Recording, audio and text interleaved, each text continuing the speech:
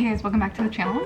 I don't think I filmed an intro for this vlog, so we're coming back to add this in. If you're new here, hi, my name is Katie Bismer. I'm an author and an editor. I have 10 books out currently. All my stuff is linked down below. We're working on book 11 and we're vlogging every day until we finish it. I say that because my initial plan for this series of vlogs was to vlog every day until I finished the draft that I was in the middle of. And then I finished the draft within like the first 3 or 4 vlogs, and then I was like, kind of want to keep going. I thought this was going to take longer, but realistically it's probably going to be another month or 2 till I'm done with this book. So vlogging every single day for that whole process is unrealistic.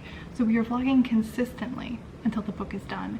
I don't think it's going to be daily vlogs anymore, but you get the idea. This is vlog number 10. I'll send you back to the beginning of the vlog. Good morning, literally first thing in the morning. I just got out of the shower and I got some stuff delivered. We got some coffee, and this was supposed to be coffee cake. They were out. They left me a little note. So we'll see how this is instead. Maybe it'll be better. Oh, it's a chocolate croissant. I can get behind that. Can't even tell you the last time I had a croissant. So although I did not vlog yesterday, I did work on the book. Yesterday ended up being like a super productive day. It was like my ADHD in its finest hour. Originally I was just like, I want to move over my extra sheets and stuff to the new cabinet that I built that's in my bathroom now. So I went to the laundry room to get those down. And I realized how dirty the laundry room was because the cat's litter box is in there and I feed them in there. So it's just like, it gets like dusty, and so I cleared everything out and like vacuumed it. And I was like, man, I could move this stuff up where the sheets used to be. So I reorganized my entire laundry room. Then I had to reorganize the new cabinet in the bathroom, which made me have to reorganize the rest of the bathroom. Then I was on a cleaning kick, so I was like, okay, I'm gonna vacuum. And then I did this little dust Swiffer thing, then I vacuumed again because there was so much cat hair. Then I realized that my light switches were dirty, like they had like fingerprints on them, so I was like wiping those. I just was like bouncing from random task to random task all day yesterday, cleaning things that I've just been like putting off forever. And I did a puzzle. That's what you missed for the most part. I can't remember what chapter I ended the last vlog at. We're now through chapter 18. So I think I was telling you about that when I was like problem solving and I was trying to figure out where to add things. I did end up adding the dialogue to chapter 17. I do think it helps a lot. Now we're moving on to 19. Oh yeah, the reason, so I got quite a few chapters done yesterday. I want to say like 4 or 5 because that whole section is like a really, I'm hesitant to say fun part of the book because once you read it you'll understand it's not fun, but like it's fun for me. So yeah, we're still like in the thick of that, so I feel like I'm probably gonna get several chapters done today because I'm just like really enjoying this part of the book. I've also gone through these chapters quite a bit before, so I feel like they're kind of cleaner than other parts of the book because they've already been edited several times. Going back to my checklist of things that I wanted to like address as I went, which honestly I've kind of forgotten about, so I might have to go back and check things again. Yeah, I think we've gotten almost everything done that would happen in like the first half. The other things are things that need to be touched up in the end, so I think we're doing well. Can't even remember what I ordered. I'm a big fan of Portland Coffee Roasters half calf oat milk lavender this time. It's really good. So yeah, I'm gonna eat this, hang out, probably get started on chapter 19. I know I have a lot of questions to get through since I didn't vlog yesterday. I figured taking a break one day probably wouldn't be a bad thing. I've been spamming you guys with videos, give people a chance to get caught up if they want to. So I guess I'll answer a few, then we'll get to work. Question about chapter lengths. Do you tend to keep them similar lengths or mix it up? I tend to just use my gut feeling with chapters, and I'm not sure I've nailed it yet. I'm the same way. It's really a gut feeling thing. I don't ever like have a goal that I'm aiming for a length. It is something I will start to look at as I'm editing, mostly for pacing reasons and for flow. If I have a ton of long chapters back to back, that can be kind of fatiguing for readers, so I do feel like it's nice to have a short one every once in a while just to kind of like mix things up. And there's like certain parts of the book where shorter chapters would be more beneficial because of the effect it'll have on pacing. If you have like a really high stakes, fast-paced climax, you want to have a bunch of short chapters in a row because it'll give the illusion of things moving really quickly. Whereas towards the beginning, when you're doing the setup and the build-up, too fast can make it feel choppy and abrupt, and like you're not getting that full build-up that you need to get immersed into the story, you know? So there's a time and a place. I think mine are kind of all over the place. I've got chapters of all different lengths. Some of them are like 3 pages, some of them are probably over 20 pages. Like there's no average. You mentioned having 2 covers for the new series. How does that work in terms of publishing? Will they be listed separately? Will one be considered a special edition, etc.? So I actually can't remember if I've talked about this on the main channel or if it was only on Patreon. Either way, there will be 2 covers for this book, and for all of the books in this series they'll have the kind of standard romance cover with like the couple on the front, and then there's going to be an alternate version, which is kind of that more like discreet trend that's going around with romance books, where it's not as in your face what you're reading. Although my people covers, they're not really kind of like bare man chest, like it's not going to be like, I don't want to be seen in public with this. But if you don't like people on the covers, I know that's a thing for some people. So I wanted to give an option for both, and I know some authors will do the people cover as their ebook cover and then the discreet or alternate cover as their paperback cover, and they don't even offer the people cover as an option for a physical copy.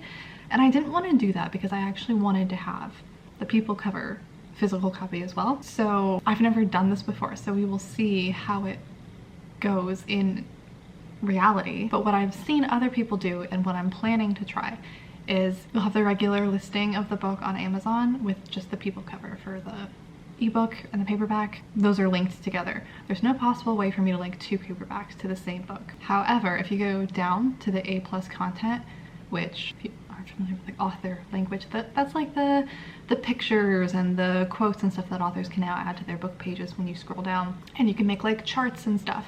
And so I've seen people do like the different forms in a column, like here's the ebook, here's the paperback, here's the other paperback, and you can link the books in that way. So that's my plan. And then the discreet paperback will be listed separately as an, I'll probably just call it an alternate cover, but it'll be linked to that original listing of the book through that A+ content so people can find it. That's my plan.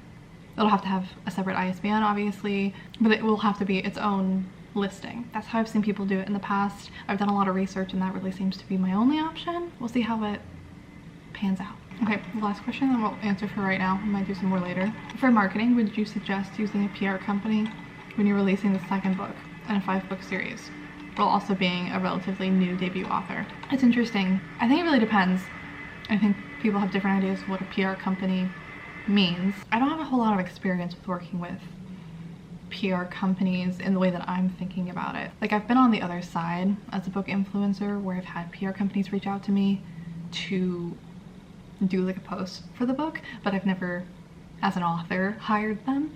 However, some people would also think of PR companies as like book tours that you hire who run Instagram tours and TikTok tours and stuff like that. So on the side of like hiring someone to run your whole campaign and reach out to people and stuff, I don't have an opinion on that because I've never done it. My like gut feeling is like, I don't think you're gonna see a return on that kind of thing.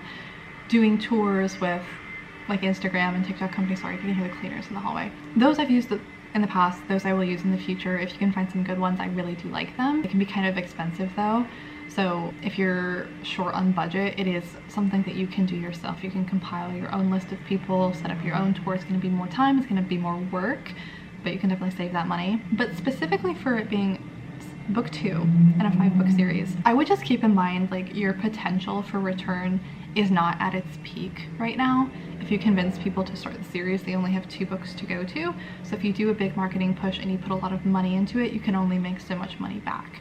Whereas if you do that really big push, once the series is complete, you have way more potential for return on investment. So you can afford to put more money into ads and more money into things, because even though you might not be making enough money to make that back just with the sales of book 1, once you get that read through, you're gonna start to see a really big return. So at least for me, when I did my 4-book series, I didn't do a huge push marketing wise for book 2 or book 3. I waited until book 4. I still like marketed book 2 and book 3. It's just, I was more focused on finishing the series, and that was just my personal approach to it. I'd be curious if anyone else has thoughts on it in the comments. We're gonna get back to work. I scared Maxine off by opening the door to get those. But you can see Dean, who very helpfully screamed in my ear until I got up this morning so he could get breakfast. Thank you. Very helpful alarm clock. Oh, wait, there she is. Where were you? I thought you went to go hide. Do you like my new puzzle?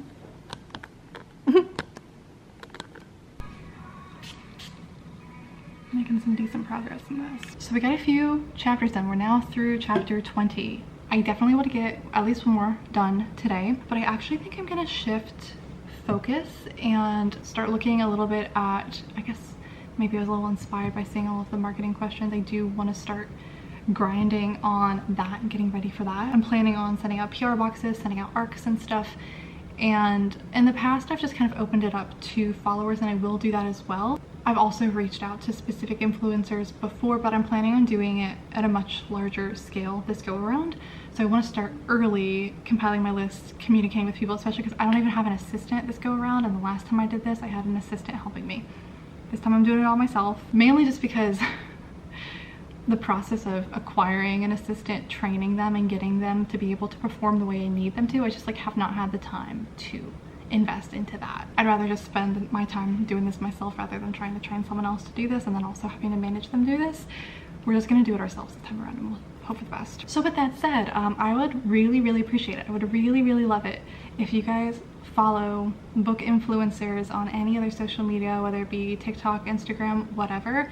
If you have any favorite creators, people that you really like, I would love it if you would drop them in the comments, especially if you think this would be their kind of genre, if they like small town romance, if you think they'd like my books. I'll check them out, potentially add them to my list. Feel free to nominate yourself if you fall into those categories as well. I'm not quite ready to post the like application form for ARCs, but I will open that up to everybody when I do post that. I'll let anyone who wants to apply for those. Right now I'm just compiling a list of the people I'm gonna reach out to. I think I'll also look into some companies and stuff for book boxes, see if there's anyone I want to reach out to for that. So if you have any recommendations, any book subscription boxes that you like, I'd love to see those as well. Yeah, I think the second half of today is gonna be more of a research day. Also, an update, I told you I have an artist working on some character art for this book. She got me a first draft of that last night. I sent her some notes, so now I'm just waiting to see this next version. I'm really excited. I think it's gonna be really cute. And then I realized I didn't answer questions in the previous vlog, so I went back one more vlog to grab those questions as well. So I think these will be pretty quick. Some of them I'm not going to answer. I don't want you to think I'm just ignoring you. Some of them have just already been answered in these vlogs, so I'm just not going to do any repeats. So first we have, do you think you'll do another Kickstarter for any more of your projects? I don't have any plans to right now, but that's definitely something I would like to do again in the future. My last one was such a time commitment, and it made sense to do it at that time because I had just finished the series, so it felt like this big project to complete that whole era. Now starting a new series, like I don't know, I don't have anything that I'm like really wanting to do one for at this point. I do have some other things coming out, just not through Kickstarter, but in the future, potentially, yes. Would it be bad for marketing to not market this series as romance, so you have more wiggle room? I feel like a lot of fantasy summarizes without realizing how big of a part the romance will be. I guess I'm thinking of marketing the plot and characters more than the trope and subgenre. I'm not entirely sure what you mean by this question. Would it be bad for marketing to not market this series as a romance? I don't know what else I would market them as. They are 100% romances, and like there is no plot to market without the romance. Like that's integral to a romance book, is the romance plot needs to be the main plot. So I might just be misunderstanding your question. What are your favorite fantasy books? Like I was saying in a previous book, I have not been reading much lately. The last fantasy book I read was The Serpent and the Wings of Night, which I did really like. That's the only one that's like off the top of my head that I really enjoyed. I used to like fantasy a lot more when I was younger. I have not been like an avid reader of fantasy in at least 5 years. I'll read some more kind of like urban fantasy, paranormal stuff's kind of like the Marionettes, but like high fantasy or anything that even feels like high fantasy to me just like is not really in my genre anymore. Then I think this is the last question, unless oh no it's not. In a previous video I was talking about being in this like negative headspace of like I hate everything sucks, like I hate the book, I don't want to work on it, and they were asking, is this something that you experience with every book that you finish? I have the same problem and I'm wondering if it's common or should I just accept it as part of the process? Absolutely, it's part of the process. It happens to me every single time with every book. I think most writers would agree. You hit a point where you've read it so many times, or you're just not in the mood, or something's not, you go into these slumps where you feel like everything is awful, you just want to delete the whole thing, it's not even worth working on anymore. That is never the case. I promise you, like 99% of the time, it's not the book. It's you take a break from it and come back to it. Or push through whatever problem you're feeling like it's making the book so bad, and then once you finish that, you're gonna feel really accomplished and be like, oh, it's actually not that bad. Temporary. Consistent always happens, but temporary. This is the last question. What is the hardest lesson you had to learn in your publishing career? I feel like the hardest thing for me to accept about publishing, and this is coming from like overachiever, found a lot of validation in my self-esteem in my academic achievements growing up, being a people pleaser, like being the good girl, like all of that being part of my trauma and personality, and then put me in front of an audience, there is absolutely nothing that you can do to prevent people from not liking your work or speaking negatively about you or your work. There is no book that you can possibly write that's going to please everybody. You can't check all of the boxes to make sure no one's going to leave a negative review. There's absolutely nothing that you can do to prevent it. It doesn't matter how hard you work on the book, how many people you hire to help you with the book, how good the book ends up being, how happy you are with the book. It does not matter. People are still gonna talk shit. Like, there is nothing that you can do to stop that. And as someone that's like that's trying not to be, but has grown up as like a people pleaser, wanting everyone to like me, putting myself in a position where that is impossible. It's a hard thing to accept. It's a hard thing not to internalize as like, oh, I did something wrong, oh, I should have done something differently. It's hard not to equate it to like getting graded in school, where like if people liked it, that means you did a good job, you got an A. If people don't like it, you did a bad job, you got an F. It's not the same, but it's hard. It was hard to like break my brain out of that mindset, because it's subjective. It's not, yes, you did a good job, no, you did a good job. It's, yes, this one individual with their very specific preferences liked it or they didn't like it, you know? All right, we're getting back to work. Feel free to drop any questions you have in the comments for the next vlog. I'm gonna start doing some research. Thankfully, I've been doing research for a while. Like, every time I come across an account that I think I might want to use in the future for PR and stuff, I'll follow them for one thing, and I'll often like screenshot their profiles and put them in a folder on my phone to remind myself to go back and like, I might not necessarily go and use all of them, but it reminds myself like, this one looks promising, go do some more research into them and see if their tastes align, see if they're taking on arcs and all of that kind of stuff. So first we're going to go through the ones I've already saved, then we're going to start like actively searching for other accounts. Also, because I have done this in the past, I have sent PR boxes, I have sent out arcs many times before, I do need to cross-reference all of my spreadsheets and stuff with the people who have not delivered on their promises in the past, to make sure I'm not sending them anything again. People who never posted about the book after I sent it to them, people who never reviewed the books when they said they would, and they're not gonna get one again, so I do have to make sure I look at that as well. So here's what my spreadsheets look like. I'm copying it over from the one I used from the Marionettes. I can't show you it because it has everyone's addresses and everything in it. But we have one column. I'm doing 3 different tabs, one for TikTok, Instagram, and YouTube. So we have their account. I list what their following is, what their name is, their email, if I've contacted them, if they've said yes or no, what their mailing address is, if it was delivered, and then if it was posted. I don't have a minimum following account or anything. I like to have a range. There's a lot of factors to consider. A lot of people with higher accounts expect or really just want more like sponsored things and for you to pay them to talk about your book. That's not what I'm looking for. Also, a lot of bigger ones who have sent things before just never ended up posting, but they also obviously have the potential to reach a wider audience if they do post. And then smaller accounts, they might have a smaller reach, but I oftentimes find them to be the most enthusiastic. They're really, really grateful to get the book, and they make better content, and it might not convert as many people because it might not be reaching as wide of an amount of people, but it can still be incredibly helpful. So we don't discriminate based on following accounts over here, follower counts, but we do have to think with a business mindset, is this going to produce a return on this investment? Because it does cost money to print and send books, and shipping gets more expensive, I feel like, every week, but a mix of both. Sweet spot is like mid-sized accounts. I think I'm going to start off with the people I've sent stuff before in the past. They've posted, they've done a good job, they've liked my work. The problem is I've sent a lot of paranormal stuff in the past, not as much contemporary, so we're gonna have to go back into each account and see if they also like contemporary, and then if they do, I'll automatically add them to this list. It's like auto approved if they want it. Also, do you guys want an update on the short debacle from one of the first vlogs? I think it's kind of funny. So if you weren't around for all of that, we had one go kind of viral in the absolute worst side of YouTube.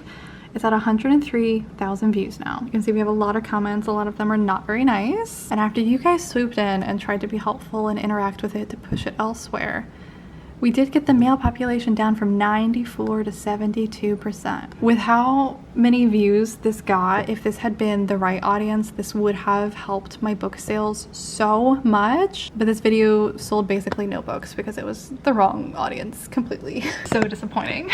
Literally, like, if you just looked at my sales without seeing that I had a video do well, you never would have guessed that this was like, that I had a video do well, because it did not impact the sales like at all. It might have sold like a couple. No impact, no help. So disappointing.